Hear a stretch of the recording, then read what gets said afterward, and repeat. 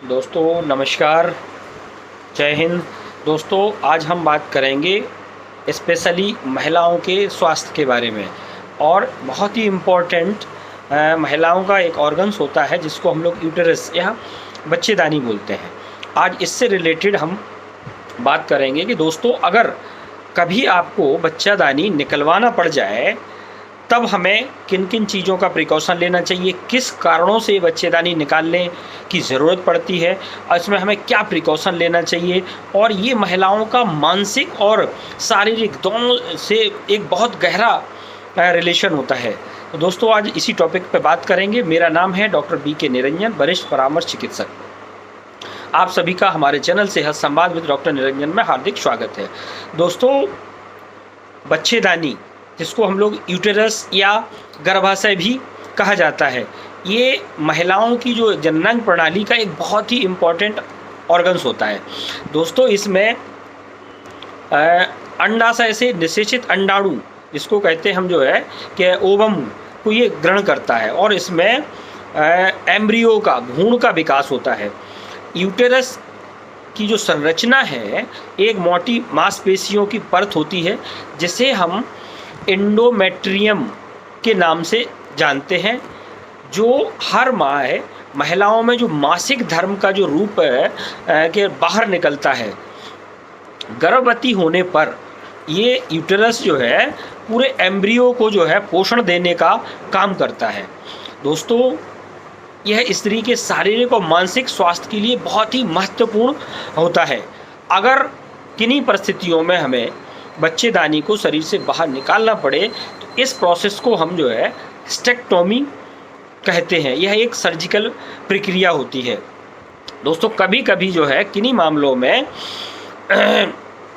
Fallopian tube जो बच्चेदानी के side में बने हुए होते हैं उनको भी हटाने की ज़रूरत पड़ जाती है। तो ये थोड़ा सा एक सर्जिकल प्रोसेस है, कठिन प्रोसेस है सर्जिकल जो है जो और इसमें कई तरह के जोखिम होते हैं, कई कारण होते हैं जो है। दोस्तों आज इन्हीं चीज़ को हमें समझने की ज़रूरत है। दोस्तों अगर गर्भाशय में फाइब्रॉइड हो जाए, मतलब यूटेरस में फाइब्रॉइड, मतलब जिसको गांठ कह सकते हैं, सिस्ट कह सकते हैं, तो ये गैर कैंसर युक्त है की जो वृद्धि होती है गर्भाशय में ये विकसित हो जाती हैं। और मासिक धर्म जो हमारा जो रक्त स्राव होता है वो भारी मात्रा में होने लगता है।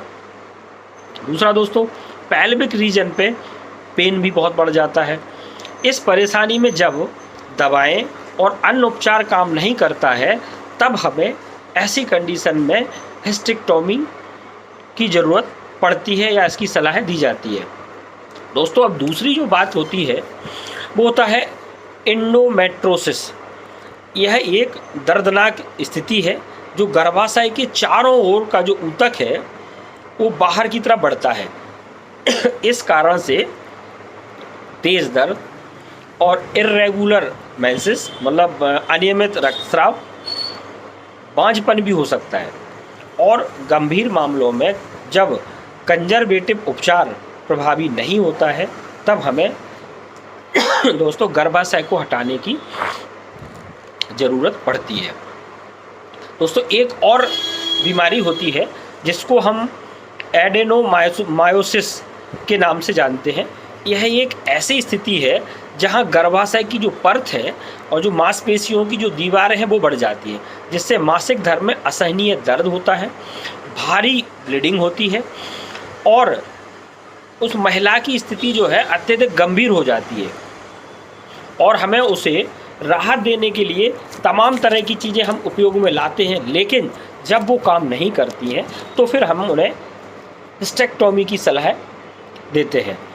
दोस्तों अब बात करते हैं कि जो गर्भाशय या अन्य जो स्त्री रोग संबंधी जो कुछ कैंसर होते हैं, अगर वो भी जो है बॉडी में प्रेजेंट होने लगे तो ये समझिए फिर हमें उस कंडीशन में हिस्टेक्टोमी की ज़रूरत भी पड़ती है। यदि किसी महिला को गर्भाशय या गर्भाशय ग्रीवा का या अंडाशय का कैंसर होता है तो इस बीमारी का जो इन्फेक्शन है वो अंदर तक फैलने से रोकने के लिए हमें गर्भाशय को हटाना पड़ सकता है। तो यह उपाय कैंसर के फैलाव को कंट्रोल करता है और महत्वपूर्ण चीज़ है कि उस लेडीज़ की, उस महिला की जान बचाने में बहुत कारगर होता है। दोस्तों अब बात करते हैं क्रॉनिक पैल्विक दर्द। ये बहुत कॉमन होता है, इसमें लोग अक्सर कर महिलाएं परेशान रहती हैं। यदि किसी महिला को लगातार और गंभीर पैल्विक दर्द होता है और दवाओं या अन्य उपचार से ये नियंत्रित नहीं हो रहा है, तो फिर हमें हिस्टेक्टोमी ही एक इसका अंतिम उपाय दोस्तों बचता है। नेक्स्ट है दोस्तों, अगली बीमारी जो है वो है पैल्विक ऑर्गन प्रोलैप्स। यह स्थिति अक्सर बच्चे के जन्म के बाद देखी जाती है। असल में कई बार बच्चों के जन्म के बाद पैल्विक की जो मांसपेशियां हैं वो कमज़ोर हो जाती हैं और गर्भाशय योनि की जो नली होती है, नलिका, वो वहाँ खिसक जाती है और जिसको हम लोग कहते हैं कि प्रोलैप्स ऑफ यूटेरस, मतलब अपनी जगह से बच्चेदानी और उनकी नलिकाओं का अपने स्थान से हट जाना या खिसक जाना को हम लोग जो है इस बीमारी से जोड़ते हैं। इसमें हिस्टेक्टोमी की ज़रूरत पड़ सकती है। दोस्तों इसके अलावा कई और प्रक्रियाएं मौजूद हैं जिनमें हमें हिस्टेक्टोमी की ज़रूरत पड़ती है। हिस्टेक्टोमी कई तरीके से की जाती है। इसमें पेट की हिस्टेक्टोमी में गर्भाशय को निकालने के लिए पेट के निचले हिस्से में एक चीरा लगाया जाता है। बड़े फाइब्रॉइड कैंसर के मामलों में या गंभीर एंडोमेट्रियोसिस के लिए इस विधि को प्राथमिकता दी जाती है। दूसरा दोस्तों एक होता है वेजाइनल हिस्टेक्टोमी में गर्भाशय को बिना किसी बाहरी चीरे के योनि के माध्यम से इसको निकाला जाता है। यह एक न्यूनतम इन्वेंसिव विकल्प है। इसमें रिकवरी बहुत कम समय में हो जाती है। दोस्तों अगर हम बात करें इसके अलावा कि लैप्रोस्कोपिक हिस्टेक्टोमी में पेट में छोटे चीरे लगाए जाते हैं और उन चीरों से गर्भाशय को बाहर निकालने के लिए कैमरे का उपयोग किया जाता है। ये जो थोड़ा सा ये लेटेस्ट जो है विधि है, ये थोड़ा सा प्रोसेस बहुत इजी है और इसमें रोगी जल्दी स्वस्थ हो जाता है। इसके अलावा रोबोटिक असिस्टेड हिस्टेक्टोमी में भी सर्जरी को लैप्रोस्कोपिक सर्जरी के समान लेकिन अधिक सटीकता के लिए सर्जन द्वारा नियंत्रित रोबोटिक उपकरणों के साथ एक सर्जरी की जाती है। ये प्रोसेसें हैं जिनके द्वारा हम हिस्टेक्टोमी करा सकते हैं या हिस्टेक्टोमी की जाती है। दोस्तों अब इसकी हम बात करते हैं कि ऐसी कौन सी इसकी जो है जोखिम क्या है और जटिलताएं इसमें क्या हो सकती हैं, आज उनकी बात करते हैं। दोस्तों अगर हिस्टेक्टोमी एक सामान्य प्रक्रिया है लेकिन इसमें कुछ जोखिम है, जैसे इन्फेक्शन, एक्सेस ब्लीडिंग या आसपास के जो और ऑर्गन्स हैं जैसे मूत्राशय जिसको हम लोग जो है यूरिनरी ब्लैडर बोलते हैं, या इंटेस्टाइन में से ब्लड की जो ब्लड वेसल्स होती हैं उनको नुकसान पहुंच सकता है। एनेस्थीसिया का भी हमारे शरीर पर कॉम्प्लिकेशन हो सकता है। यदि अंडाशय हटा दिया जाए तो शीघ्र ही जो है जो मेंसेस सर्कुलेशन होता है जिसको हम लोग रजनोवृत्ति या कहते हैं, या हार्मोनल असंतुलन और कुछ भावना तक जो है कॉम्प्लिकेशन भी जो है शामिल हो सकते हैं। हालांकि सही उपचार से और सही स्थिति को नियंत्रण करके इसको हम कम कर सकते हैं कॉम्प्लिकेशन को, और अच्छे ढंग से हम रह सकते हैं। बहुत सारी महिलाओं को देखा है कि आफ्टर हिस्टेक्टोमी कोई कॉम्प्लिकेशन नहीं है और अच्छे से लाइफ अपनी सर्वाइव कर रही हैं। तो उसके लिए दोस्तों हमें एक्स्ट्रा देखभाल की ज़रूरत पड़ती है, उनकी केयर की ज़रूरत होती है। तो ऐसी कौन सी केयर करें हम जिससे कि जो है सही ढंग से हम स्वस्थ तरीके से रह सकते हैं। दोस्तों रिकवरी का समय हिस्टेक्टोमी के आधार पर अलग अलग होता है।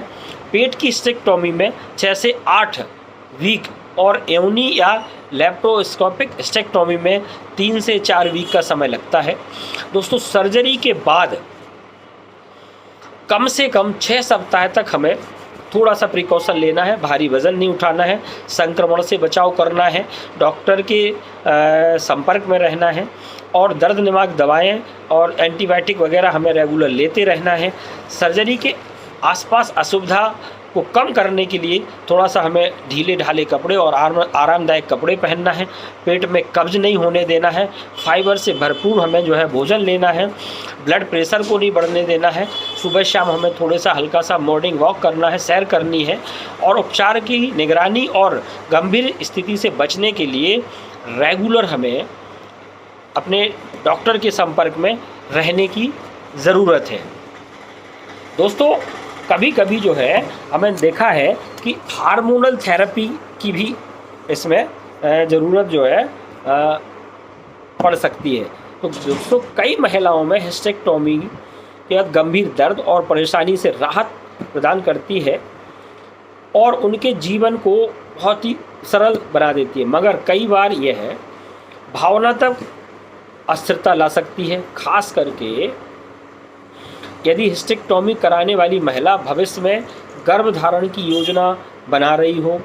यदि दोनों अंडाशय हटा दिए जाएं तो रजनोवृत्ति तुरंत शुरू हो जाती है, जिससे अचानक गर्मी लगना, मूड स्विंगिंग होना, योनि में सूखापन आदि लक्षण दिखाई देते हैं। तो इन लक्षणों को सुधारने के लिए हमें कभी कभी हार्मोनल थेरेपी की ज़रूरत पड़ती है। दोस्तों, हम बात करते हैं कि कुछ वैकल्पिक उपचार भी होते हैं जिनके द्वारा भी हम जो है इनसे इन थोड़ा सा प्रिकॉशन ले सकते हैं। दोस्तों, अगर वैकल्पिक उपचार की बात करें तो महिलाएं हिस्टेक्टोमी के वैकल्पिक उपचार अपना सकती हैं। इसमें दवाएं हैं, हार्मोनल थेरेपी है, दर्द निवारक और अन्य दवाएं जो फाइब्रॉइड और एंडोमेट्रियोसिस जैसी स्थिति के लक्षणों को कम करने में मदद कर सकती है। दोस्तों, गर्भाशय फाइब्रॉइड एम्बोलाइजेशन मतलब UFE यह एक गैर सर्जिकल प्रक्रिया है जो फाइब्रॉइड को ब्लड की आपूर्ति को अवरुद्ध करती है, जिससे वे सिकुड़ जाती हैं, और एंडोमेट्रियल एब्लेशन या एक भारी मासिक धर्म रक्तस्राव को कम करने के लिए गर्भाशय की परत को नष्ट कर देते हैं। इसके अलावा मायोमेक्टोमी विधि में भी गर्भाशय को संरक्षित करते हुए फाइब्रॉइड को हटाया जाता है, जिससे यह महिलाएं एक विकल्प के रूप में जो है बन जाता है और फ्यूचर में वो बच्चे पैदा कर सकती है। दोस्तों, अगर हम बात करें कि इसमें हमें जो चिकित्सीय क्या मार्गदर्शन लेना चाहिए, क्या हमें सलाह लेना, तो हिस्टेक्टोमी एक जीवन बदलने वाली एक सर्जरी है जो तभी की जाती है जब बेहद ज़रूरी होता है। इसलिए निर्णय लेने से पहले डॉक्टर के साथ अपनी स्थिति, उपचार विकल्पों और संभावित लॉन्ग टर्म के प्रभाव पर हम चर्चा उनसे कर सकते हैं और सही मार्गदर्शन, भावनात्मक समर्थन, सर्जरी और सही देखभाल के साथ महिलाएं हिस्टेक्टोमी के बाद भी एक स्वस्थ जीवन जी सकती हैं और उनकी सेहत जो है अच्छी रह सकती है। दोस्तों, अगर हम बात करें कि स्थिति के अनुसार इलाज की प्रक्रिया और पीड़िता की स्थिति के अनुसार हिस्टेक्टोमी की जाती है। संपूर्ण हिस्टेक्टोमी में गर्भाशय और गर्भाशय ग्रीवा को हटाया जाता है। आंशिक में सबटोटल या सुप्रासर्विकल में, जिसमें हिस्टेक्टोमी में गर्भाशय ग्रीवा को बरकरार रखते हुए गर्भाशय को ही हटाया जाता है सिर्फ। और एक होती है रेडिकल हिस्टेक्टोमी में गर्भाशय ग्रीवा मतलब योनि का हिस्सा और आसपास के ऊतकों को हटाया जाता है। यह अक्सर कैंसर के मामलों में ज़रूरी होता है। वहीं बाइलेटरल सैम्पलिंगो ऑफोक्टोमी के साथ हिस्टेक्टोमी की प्रक्रिया में गर्भाशय को फैलोपियन ट्यूब और अंडाशय को हटाया जाता है। यह आमतौर पर कैंसर या गंभीर एंडोमेट्रियोसिस के मामलों में इस को अपनाया जाता है। दोस्तों, अगर जानकारी आपको अच्छी लगी हो तो हमारे चैनल को सब्सक्राइब जरूर कर लें और विशेष रूप से ये महिलाओं की जो कॉमन समस्या है जिस पर आज हमने बात की है। दोस्तों, धन्यवाद। जय हिंद।